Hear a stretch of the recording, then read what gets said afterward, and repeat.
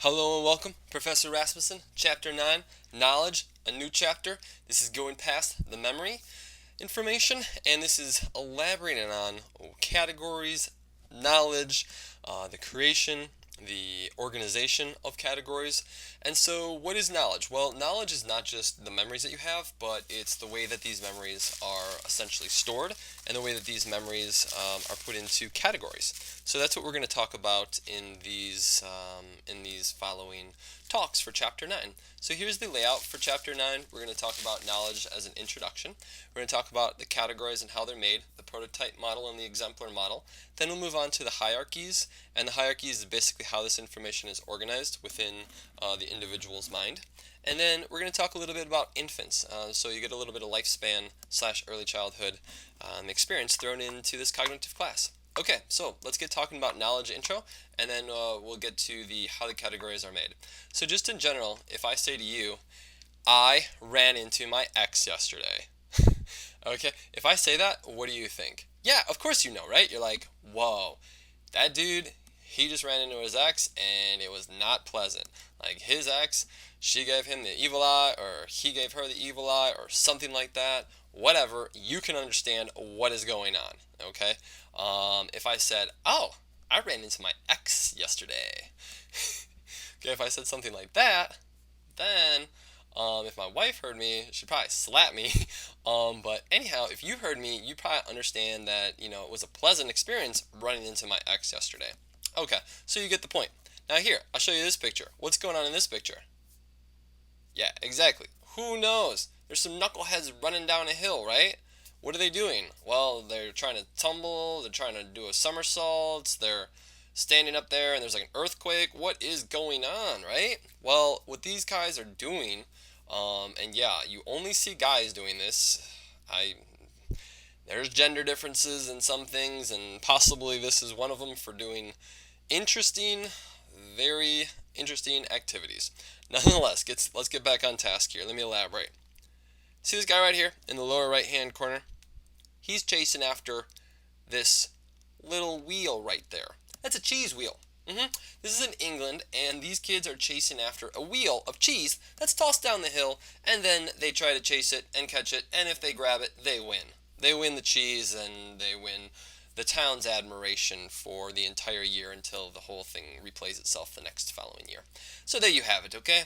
That is what's going on in this wonderful scene right here. So now you understand what is going on here.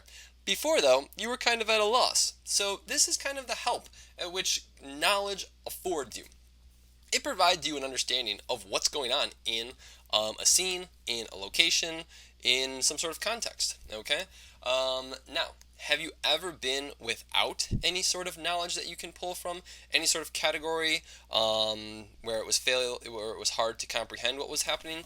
Yeah, you probably did. Maybe if you went to a foreign country, or maybe if you were in a cultural situation where you didn't have any knowledge to pull from, maybe a religious situation or something along those lines where there was some sort of cultural boundary, you probably thought that, oh man, what do I do here? I really have to pay attention a lot more than just kind of, going through it and being easily to understand. So this is kind of the assistance that categories and knowledge and concepts assist with for an individual. Okay, so thinking about just the simple creation of how a category is created, and a category is just basically the list of objects that represent, some sort of overarching description of all those objects. Maybe it's possibly via a definition from some sort of dictionary. And so researchers have noted that this might be good for polygons. So a polygon is an object that has three or more sides that are straight with connecting angles, and oftentimes, more than three, four, five sides to it. And it could be good for polygons, okay? However, it might be bad for objects, say for a chair. So for a chair, it would be a separate seat for one person, and it's supposed to have that includes four legs. Well, that's possible. Let's check this out, though, okay? Just like I said. So here we go. Here's a chair in the upper left, a chair in the upper right, but there's a chair. It doesn't have four legs. It doesn't even really have legs per se. I mean, it has like spokes, I guess you'd say. And that thing on the right, that's a chair, but it doesn't even have any legs. It's just kind of like one big seat that doesn't have any legs, but it could have legs if you really wanted it, but it wouldn't work. So essentially, these are all something that that would serve as a chair, okay? Even though they don't look anything the like.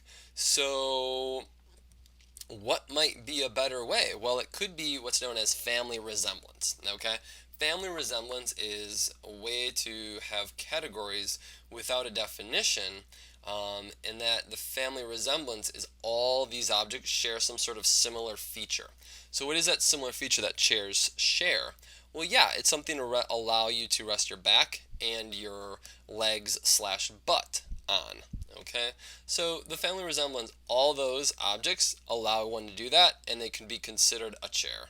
Okay, this was noted by Wittgenstein in the 1950s, and so there you have it. Maybe it's a possible way for us to get around the problems with definitions. Okay, but let's get to some actual more formal formal creation of categories. We're first going to talk about the prototype, and then we'll talk about the exemplar. So prototype, exemplar, P and E. All right, so the prototype is a model that consists of a typical object. Okay, so basically what happens here is you compare an object to a prototype of the category.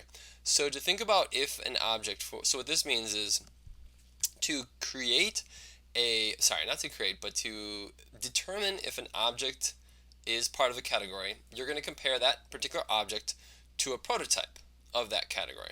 So how do you even first make a prototype? Well, how you make a prototype is kind of the example with those birds down there.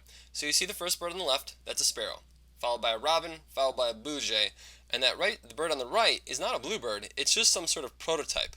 A prototype is a bird, it's an object that is comes from the objects that are seen the most. Okay, so your prototype of a bird is going to come from the objects that you see the most, so probably sparrows, robins, maybe cardinals even, blue jays, maybe even bluebirds, maybe finches, so on and so forth. Now, the prototype is it's not an actual, man, I'm making mistakes here.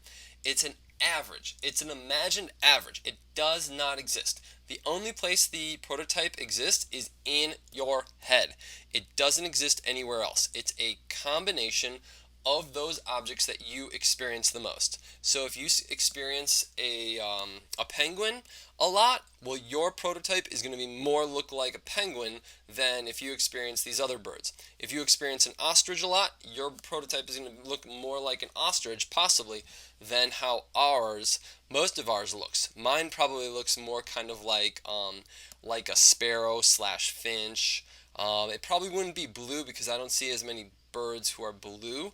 It'd probably be like a brownish grayish color possibly, maybe with a tuft of some hair on the top, because cardinals and blue jays as well as other birds have that as well.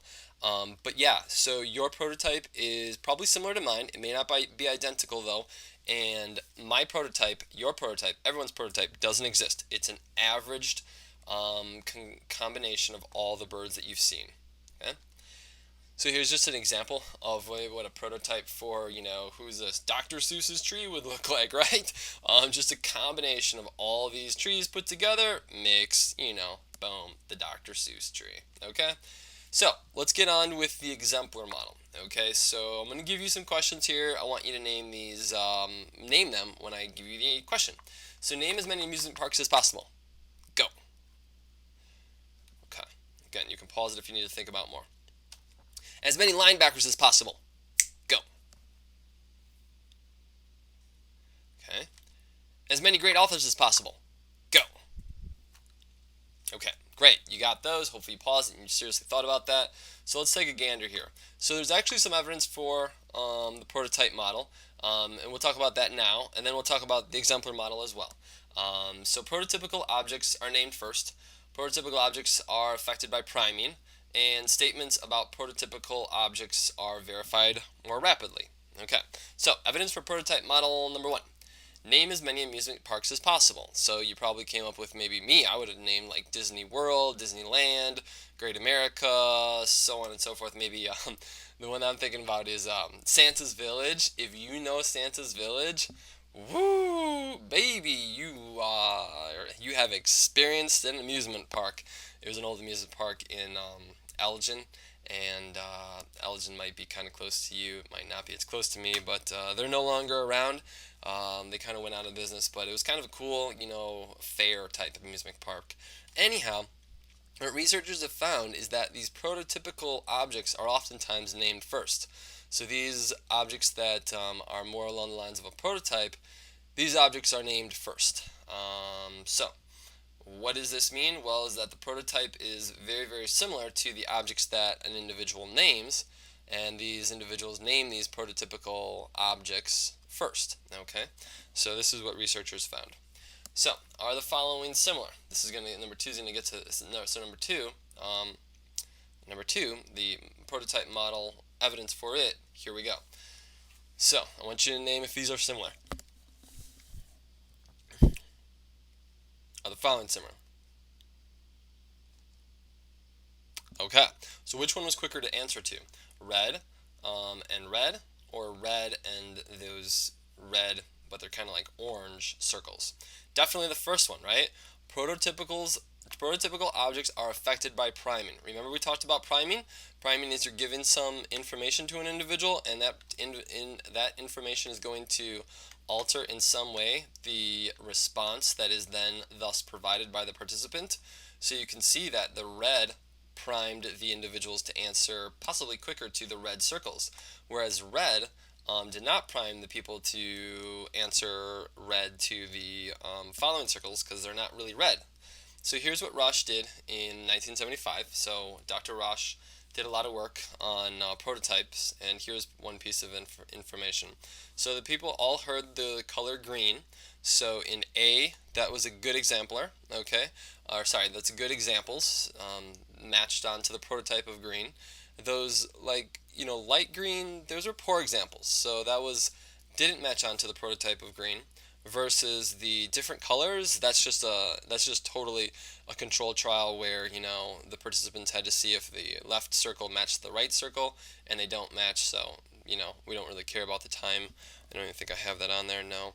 So what the researchers are most concerned with is both the good example green and the poor example green are both green, but the good example is actually mapping on to the prototype of green, whereas the light green is not mapping on. And so what you see is the reaction time is much quicker for those participants when they hear the color green and the examples map onto the prototype of green, versus the hear the color green and the examples don't match onto the prototype of green. So this is possibly something going on, that you use your knowledge of green.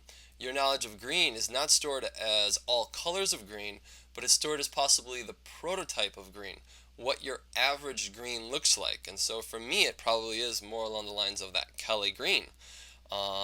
Maybe for some other people, it's a very light green. But most people, it's this darker green. And so therefore, possibly this is why we see that the people were quicker to respond when they heard green and they actually saw something that mapped onto their prototype than when they heard green and then they saw something that didn't match onto their prototype. So creating a mental representation of that prototype in your head, it speeds up the detection rate. Alright, so evidence for the prototype model number 3. Statements about a prototype object are verified rapidly. So, prototypicality, high, medium, and low. And so typically an apple is a little bit more believed to be in line with the prototype of a fruit than a pomegranate. And when researchers ask participants if an apple is a fruit, they're quicker to answer, that an apple is a fruit than a pomegranate is a fruit. And that's interesting because they're both fruits, but an apple is typically registered as a fruit faster. Why? Well, maybe their prototype looks more like an apple. Okay? So these are all potential pieces of evidence for the prototype model. However, an example to the prototype model is an exemplar model. Categories are not based off of imagined qualities, but examples exist within a real object of that category. So the exemplar model is really, really easy to think about. The exemplar model is what is, a prototypical linebacker? Or sorry, who what is your category of a linebacker? My category of a linebacker might be Brian Urlacher.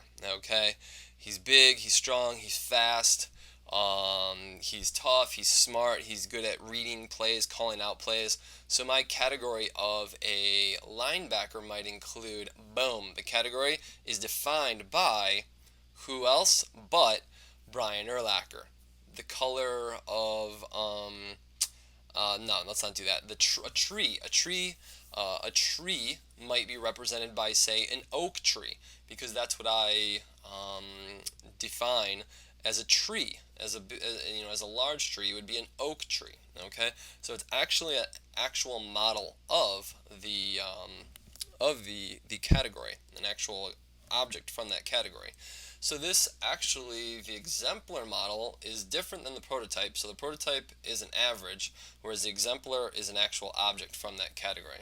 Now this actual account, the exemplar account, can actually also account for two of those pieces of prior research.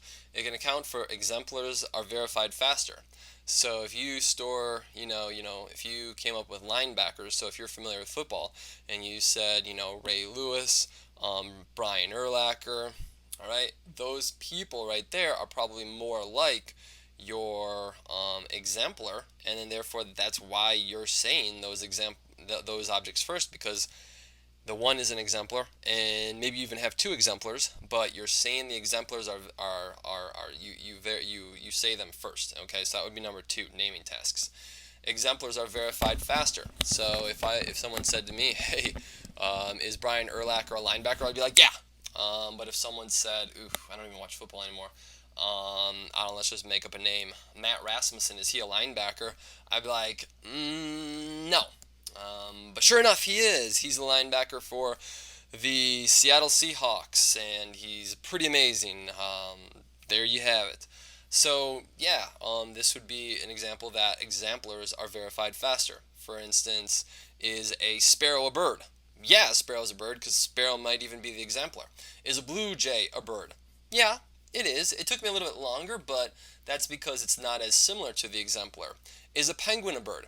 Yeah, but it was even slower than when I said a sparrow and a blue jay. That's because it's further away from the exemplar. So you could also look at the exemplars being verified quicker, based on them actually being verified quicker because they're an exemplar, and objects that are similar to the exemplar are also going to be named quicker. So which one is it, the prototype or the exemplar? Well, researchers don't necessarily know, but Carey and colleagues posited in 2002 that in original knowledge, when you're just storing information, the prototype might be a little bit stronger working, okay? But with more experience, actually, the exemplar might actually start to come out. So for those people who are an expert in the field, they might start looking at an exemplary, tree, and comparing other trees to that exemplary tree. So these are different ways to do it. You can also think about this even if you're going to be a teacher. You can think about, how are you going to grade? Are you going to grade off of what's a prototypical paper? Are you going to grade off an exemplary paper and compare other students to the prototype paper or an exemplary paper in that class? Or are you going to ignore all of those, both of those, prototype and exemplary, and just grade it on some sort of, pure paper that you, I guess you would say, on just pure criteria? I'm not sure if you can even do that. It's likely that it would either be a prototype or an exemplary, but maybe I'm wrong here. Hopefully I'm not, because I'm a teacher and I do a lot of grading. So guys, girls, I'm not sure if this, mapped it out completely. We're going to talk a little bit more about this in class, so I do think that'll help a little bit, the prototype and exemplar. But we talked about the knowledge introduction in general and how definitions may not be best suited, and therefore we may need something a little bit deeper, maybe family resemblance, and that really gets at how categories are stored, or maybe it's along the lines of a prototype/exemplar model. Thanks for tuning in. I hope you